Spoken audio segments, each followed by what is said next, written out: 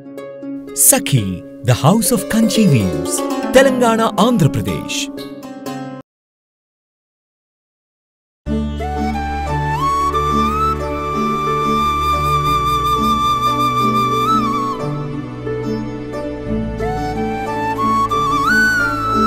Suman TV presents mom's kitchen కి స్వాగతం.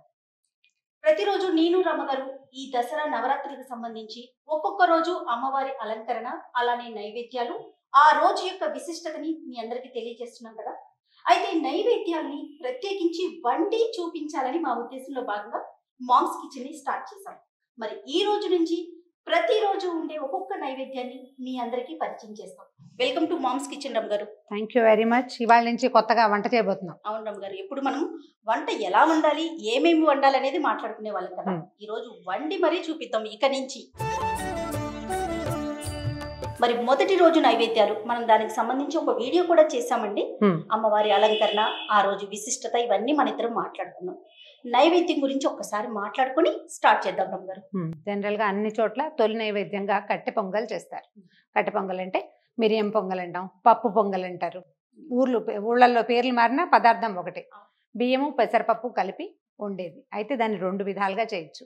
అన్నం వండేసి పైన తాలింపు పెట్టే విధానం ఒకటి. మనం తాపీగా ఉన్నప్పుడు దాన్ని టిఫిన్ లాగా చేసుకునేటప్పుడు పైన తాలింపు కరకరలాడాలి, జీడిపప్పు పంటి కింద తగలాలి, ఉండాలని. అయితే మనం ప్రసాదంగా చేసుకునేటప్పుడు మనకు కొంచెం సమయాభావం ఉంటుంది.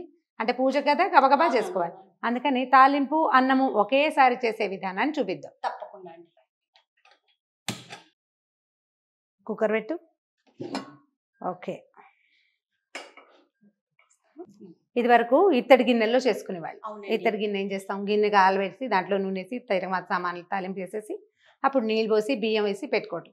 అయితే ఇప్పుడు మనకి సులువైన విధానం ఏంటంటే కుక్కర్ 2 విజిల్స్లో అయిపోతుంది అనమాట. తొందరగా అయిపోతుంది, సులువుగా అవుతుంది. పదార్థం హడావిడి లేకుండా ఒకేసారి అయిపోయేటట్టుగా కొద్దిగా కుక్కర్ వేడి చేసి ఒక 2 స్పూన్లు లేదా 3 స్పూన్లు నెయ్యి వేసుకుంటే, నెయ్యి ఎంత వేస్తే పొంగలి అంత బాగుంటుంది. మామూలుగా నెయ్యి నూనె కలిపి వేసుకుంటారు. మనం పండక్కి కదా చేస్తున్నాము. నెయ్యి వేడెక్కింది కదా, మిరియాలు, ఎండుమిర్చి, తర్వాత జీడిపప్పు. ఓకే,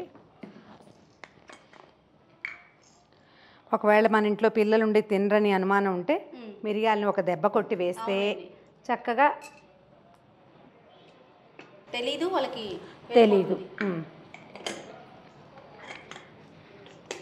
మిరియాలను కొద్దిగా వేకనిచ్చి, అంటే కొంచెం టపటపలాడతాయి. మొహం మీద చిందకుండా మాత్రం జాగ్రత్త పడండి. కొద్దిగా మినపప్పు, ఇది కమ్మదనం కోసం, అంటే వాసన బాగుంటుంది. మినపప్పు కూడా కొంచెం వేగుమొహం పట్టాక జీలకర్ర,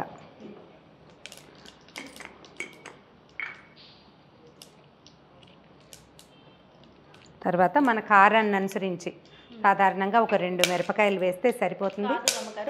మనం మిరియాలు వేసాం కదా, అయినా కూడా ఎండుమిర్చి వేయాలి. వేస్తేనే బాగుంటుంది, వేస్తే బాగుంటుంది. ఎక్కువ తగలదు, అంత ఘాటుగా ఏముండదు. తర్వాత ఇది కొంచెం ఎర్రబడుతూ ఉండగానే మనం ఏం చేయొచ్చు, ఇందులో ఇంగువ ఈ పొంగలికి చాలా తప్పనిసరిగా వాడుకోవాలి. ఇంగువ వేసాక చిన్న చిన్న అల్లం ముక్కలు వేసి వేయించేసుకుని కొద్దిగా వేగాక జీడిపప్పు ముక్కలు వేసుకోవాలి. ఆ తర్వాత నీళ్ళు పోసేయటం, నీళ్ళు కొంచెం వేడెక్కగానే బియ్యం అవి వేసేసుకోవటం. తర్వాత కరివేపాకు.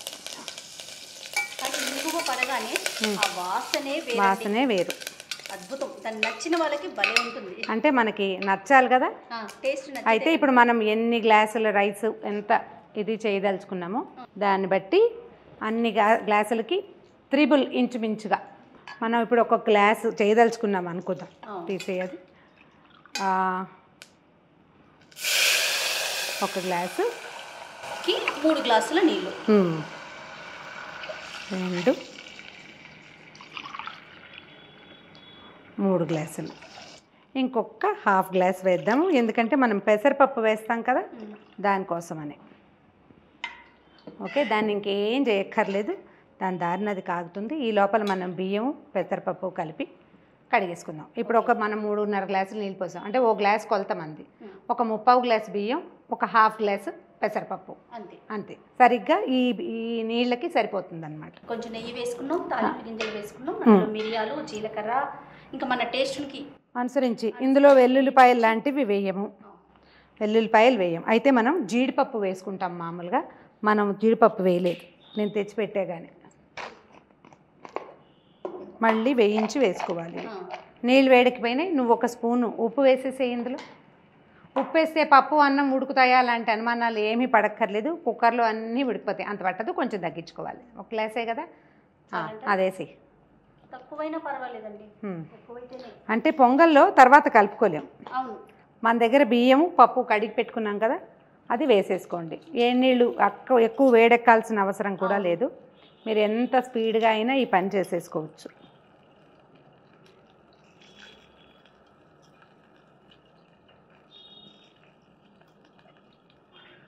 పెసరపప్పు పొంగల్ అంటే పెసరపప్పు ఒంటికి చలవ కదా రమ్మగారు. పెసరపప్పు అంటే ఇప్పుడు మనం దసరాల్లో పెట్టేది విశేషం ఏంటంటే, మనం అమ్మవారికి చాలా గట్టిగా శ్లోకాలు స్తోత్రాలు అన్నీ చదివి చేస్తాం కదా, ఆవిడకి చలవ చేయటం కోసమనే మనం ఇది నైవేద్యం పెడతాం. మూత పెట్టేసుకుందాము. మూత పెట్టేశాక అప్పుడు మనం జీడిపప్పుని చివరికి తిరగమాత వేసుకుందాం. ఓకే.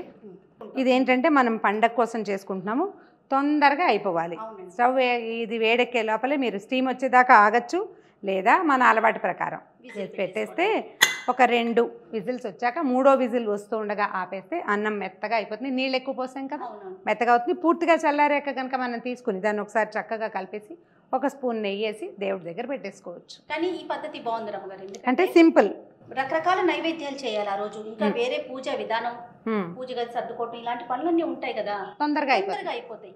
ఎక్కువ చేసుకోవడానికి ఒకసారి కుక్కర్ పెట్టేస్తే దాని దారిన అది అయిపోతుంది. ఒకవేళ మనం ఇత్తడి గిన్నెలో చేసుకున్నా కూడా, గిన్నెలో చేస్తాం, నేను చేస్తాను అట్లా. మనం ఇక్కడ కుక్కర్తో చేస్తాం, కానీ నేను ఇత్తడి గిన్నె పెడతాను. అందులో ఈ తాలింపు దినుసులు అన్నీ వేసేస్తాం, నీళ్ళు పోసేసి బియ్యం వేసేస్తాను. కొంచెం హైలో ఉంచితే కాసేపటికి అన్నం పొంగొస్తుంది కదా, అప్పుడు సిమ్లో పెట్టి ఒక మూత పెడితే ఒక 10 నిమిషాలు ఉంటే అన్నం కొంచెం బొదులుగా మెత్తగా ఉడుకుతుంది, చాలా తొందరగా అయిపోతుంది. గిన్నె తీసుకెళ్ళి దేవుడి దగ్గర పెట్టేసుకోవటమే.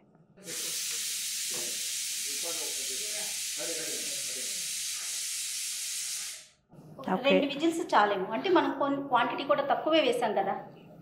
2 విజిల్స్ సరిపోతుంది. 3వ విజిల్ వస్తుందని కానీ ఆపేస్తే సరిపోతుంది.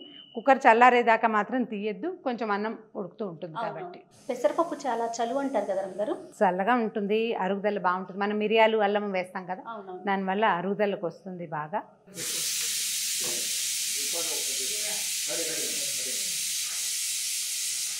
రెండు విజిల్స్ వచ్చేసినాయి చేయ. అవునండి.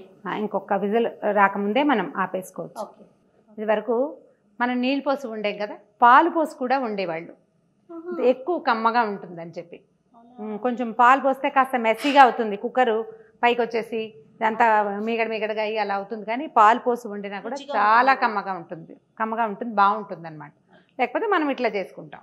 యాక్చువల్గా మనము మామ్లో రెగ్యులర్గా వీడియోస్ కంటెంట్ మాట్లాడుకుంటూ ఉంటాము. అలానే కొన్ని వంటలు ఉదయం పూట చేసుకునేవి, టిఫిన్లు కానీ స్నాక్స్ కానీ, రకరకాల పచ్చళ్ళు పళ్ళు ఎన్నో మాట్లాడుకున్నాం కదా. మాకేమనిపించిందంటే వాటిని చేసి చూపిద్దాం. ప్రతిదీ కూడా కొంచెం టైం పడుతుంది, కానీ టైం పట్టినా కూడా ఖచ్చితంగా అందించాలి, ఈ కంటెంట్ కూడా తీసుకెళ్ళాలి అని చెప్పి సుమన్ టీవీ మామ్స్ కిచెన్ని స్టార్ట్ చేసామండి. మంచి ఆలోచనే. అంటే ఇవన్నీ తెలిసినవే అయినా కూడా కొంచెం ఈజీ మెథడ్, తొందరగా అయిపోవటం.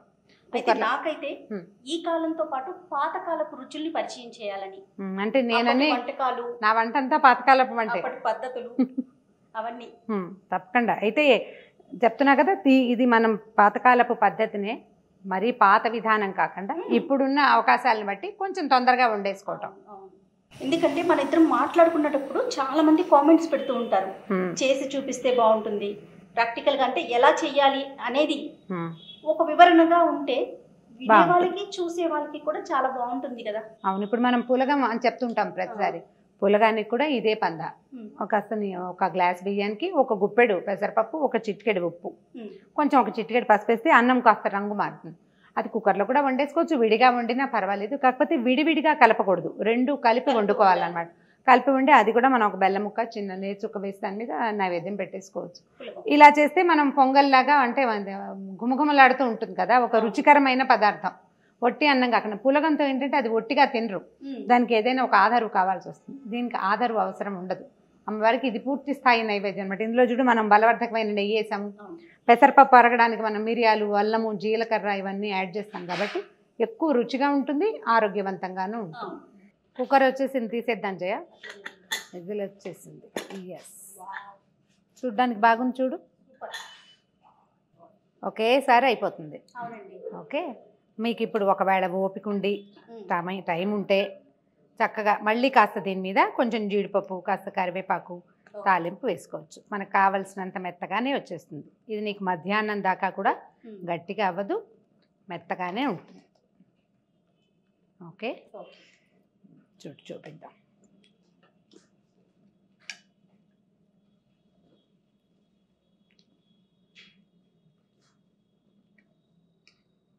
దేవాలయంలో పెడతారు చూడు, అట్లా వస్తుంది. ఒకవేళ మన దగ్గర ఉండే మరీ పాత బియ్యం అనుకో, అప్పుడు ఇంకా కొంచెం ఎక్కువ నీళ్ళు పోసుకోవాలి, నీళ్ళు ఎక్కువ పోసుకోవాలి. సాధారణంగా దేవాలయాల్లో ఎక్కువగా చేస్తూ ఉంటారు కదా రమ్మగారు, కట్టె పొంగలి ఎక్కువ చేస్తారు. అంటే ఇది ధనుర్మాసం రోజుల్లోనూ అప్పుడు ఎక్కువ చేస్తారు కదా. దీన్ని మనం దేవుడికి నైవేద్యం పెట్టేటప్పుడు పైన ఒక స్పూన్ నెయ్యి వేసుకుంటే బాగుంటుంది. దాంట్లో మీరు చూడు కనిపిస్తున్నాయి, జీలకర్ర, ఎండుమిర్చి కనిపిస్తుంది, జీడిపప్పులు కనపడుతున్నాయి, మిరియాలు కనిపిస్తున్నాయి, అల్లం ముక్కలు అన్నంతో పాటు కలిసిపోతాయి. మొత్తం కలిపి మనం ఒకటేసారి నైవేద్యం పెట్టేసుకోవచ్చు. పైన నైవేద్యం పెట్టేటప్పుడు జ్ఞాపకం పెట్టుకోవాల్సింది ఏంటంటే నెయ్యి వేసి నైవేద్యం పెట్టుకోవాలి. అంటే వండేటప్పుడు వేసాం కదా అని అనుకోకుండా పైన నెయ్యి వేసుకోవాలి. పైన నెయ్యి వేసి నైవేద్యం పెడితే సరిపోతుంది. అయితే మొదటి రోజు ఇప్పుడు కట్టె పొంగల్ మనం చేసి చూపించాం కదా రమ్మగారు, ఇది కాకుండా ఇంకేమన్నా పెట్టుకోవచ్చా దీంతో పాటు? దీంతో పాటు అంటే దేవాలయాల్లో తీపి బూందీ పెడతారు, తర్వాత శనగలు లాంటివి పెడతారు, పెసరపప్పు పెట్టచ్చు, బెల్లం వేసుకుని పెట్టచ్చు. ఇంకా ఏదైతే అది మనకి చేతొచ్చింది. ప్రధానంగా పెట్టేది కట్టె పొంగల్.